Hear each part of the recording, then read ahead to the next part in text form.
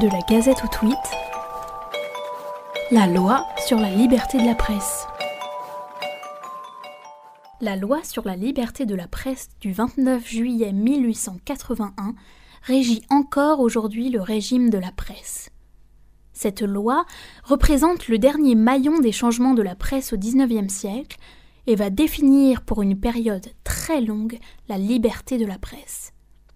Elle est l'aboutissement de plusieurs décennies de lutte pour instaurer la République.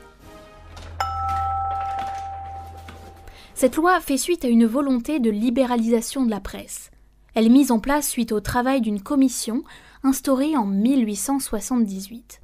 Une commission de 22 personnes, composée d'avocats et de journalistes. Tous ces hommes ont eu à souffrir et à combattre les entraves de la liberté de la presse. Cette liberté est pour eux indispensable. Au bout de 3 ans de discussion, la loi pour la liberté de la presse est votée en grande majorité. Plus jamais elle ne sera remise en cause, tant cette loi est consubstantielle à la République. Le texte réglemente l'imprimerie, la librairie, le colportage, l'affichage. Le mot d'ordre, c'est liberté. De la presse, bien sûr, mais aussi d'exprimer ses opinions. Et liberté des réunions, une liberté politique et économique. La liberté de la presse est fixée comme nécessaire au fonctionnement démocratique pour l'information de tous. La loi est très précisément délimitée.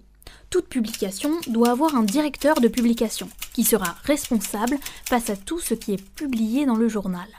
Le public doit avoir l'identité de ceux qui l'informent, la publication de fausses nouvelles est punissable, et les écrits de presse ne doivent pas inciter au crime et au délit.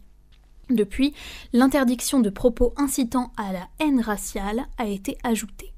Cette loi ne sera pas modifiée jusqu'en 1940 pendant le régime de Vichy et sera rétablie après la Seconde Guerre mondiale. Aujourd'hui, qu'attendons-nous pour réguler les réseaux sociaux ?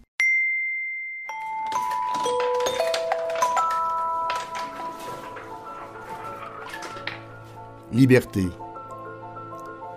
Prenez du soleil dans le creux des mains, un peu de soleil, et partez au loin. Partez dans le vent, suivez votre rêve, partez à l'instant. La jeunesse est brève.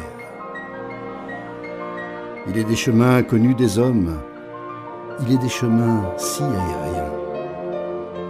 Ne regrettez pas ce que vous quittez, regardez là-bas l'horizon briller.